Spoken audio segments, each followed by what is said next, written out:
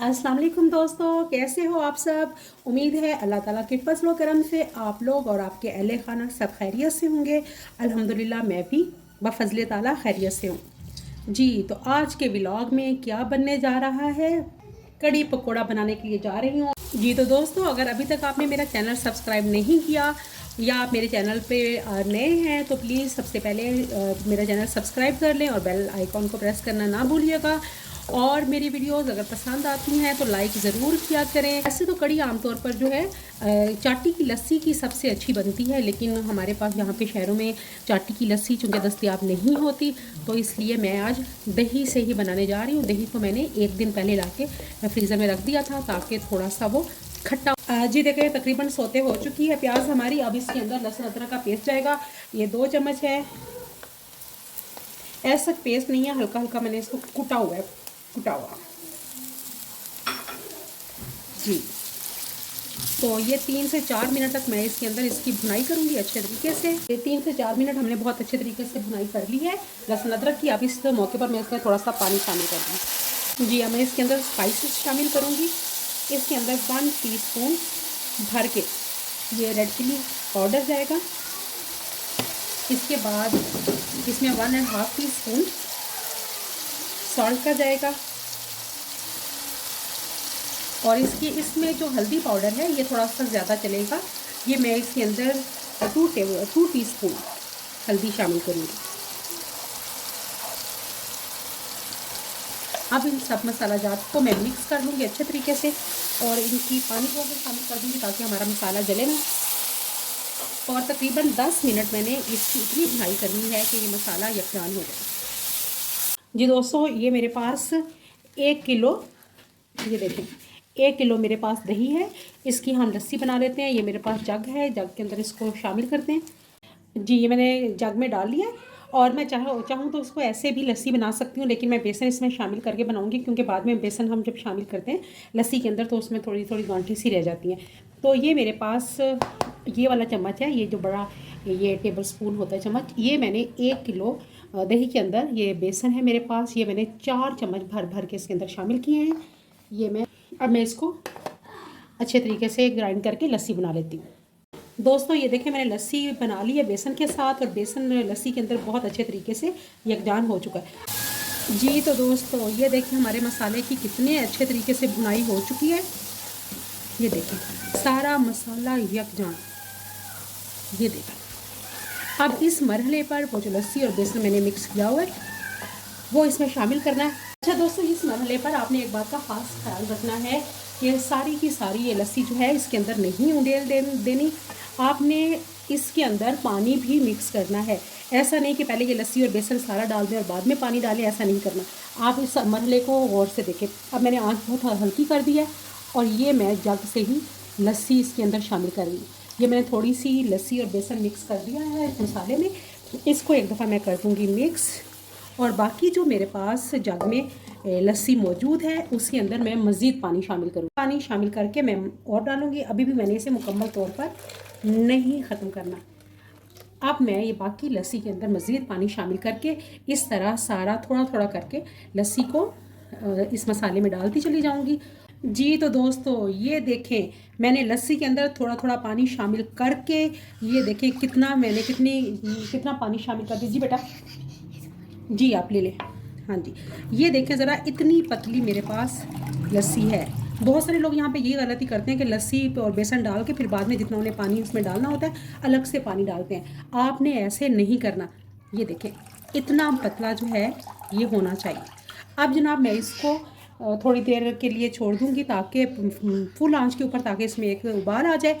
उसके बाद मैं बताती हूँ आपको करना क्या है जी। तो दोस्तों, कढ़ी में उबाल आ चुका है और ये कढ़ी ने अब कढ़ना शुरू कर दिया है और इस मरहले पे हमने आंच को कर देना है लो मीडियम फ्लेम पे। और लो मीडियम फ्लेम पे करने के बाद हमने ये डोई जो है ये इसके अंदर रहने देनी है और ऊपर से ये ऐसे हमने कवर कर देना है ऐसे। और 3 घंटे के लिए, 2.5 से 3 घंटे के लिए आप इस कढ़ी को पकने के लिए छोड़ दें। जी, तो डोई की वजह से कड़ी जो है उबल कर बाहर नहीं गिरेगी, और चूंकि कड़ी में वैसे भी उबाल आ चुका है तो आप कड़ी बाहर नहीं गिरेगी। और अब आपने इसको कढ़ने देना है, क्योंकि कड़ी नाम ही कढ़ने का है। अगर कड़ी कढ़ कढ़ के ना कढ़े तो कड़ी का मज़ा नहीं आती है। इतनी देर में हम अपना अमेज़ा बना लेते हैं पकौड़ों का। पकौड़ों का अमेज़ा बनाने के लिए ये मेरे पास पालक है थोड़ी सी, ये पालक, 3 अदद सब्ज़ मिर्चें हैं, 2 आलू हैं, 1 प्याज है, और ये थोड़ा सा धनिया है। जी तो दोस्तों, मैंने ये तमाम सब्ज़ियां पालक, आलू, सब्ज़ मिर्च और प्याज जो है काट लिए हैं। अब इसके अंदर मैं मसाला जार डालूँगी। 1 टीस्पून जाएगा इसमें नमक का, हाफ़ टी स्पून जो है इसमें सब ये रेड चिली ये पाउडर का जाएगा, और इसके साथ ही 1 टीस्पून खुश्क साबुत धनिया जो है ये जाएगा, और साथ ही ज़ीरा ये भी हाफ़ टी स्पून जाएगा। इन सबको मैं मिक्स कर लूँगी। ये अब मैंने इसके अंदर अंदाजे से 3 चम्मच ये वाले बेसन के डाले हैं। जी, तो ये बेसन जो है मेरा तैयार हो गया है। मैं 10 मिनट के लिए इसे छोड़ दूँगी और फिर हम इसके पकौड़े बनाएंगे।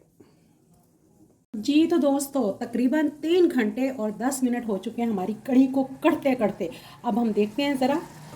माशाल्लाह माशाल्लाह, कढ़ी देखें कढ़ कढ़ के कितनी मज़ेदार हो गई है।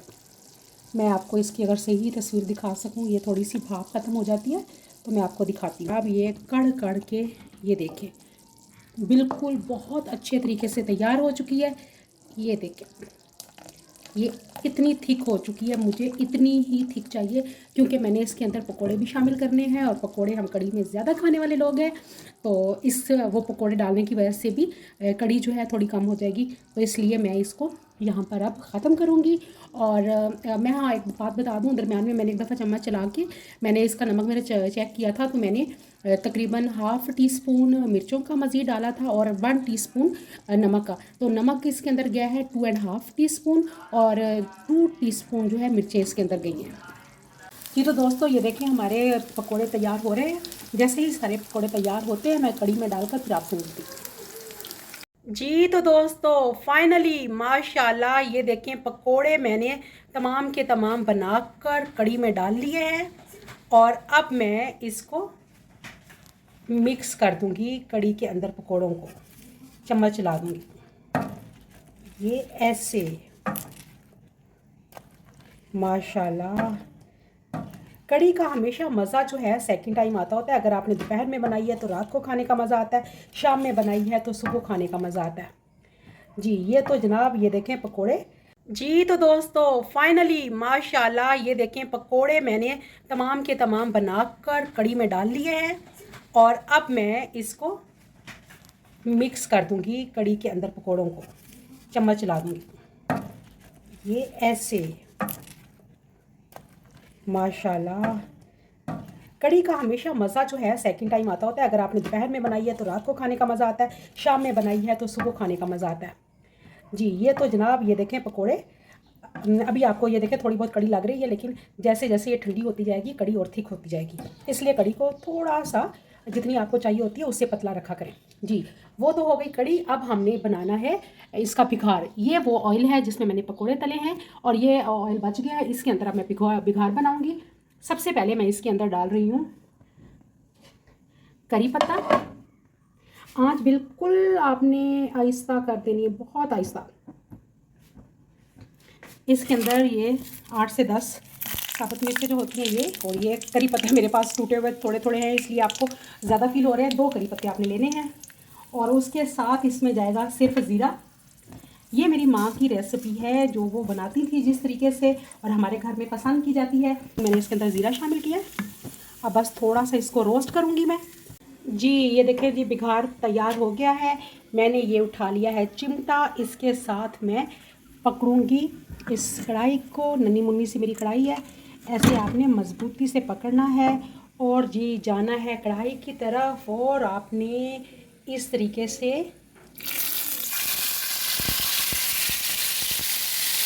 ये जनाब ये देखें जी बिघार तैयार हो चुका है और बिघार लग भी चुका है। अब ये जो कढ़ाई में थोड़ी सा ये ज़ीरा लगा हुआ है, इसमें आप ऐसा करें, थोड़ा सा कड़ी डाल के, थोड़ी सी कड़ी डाल के इसको साफ़ कर लें। ये ऐसे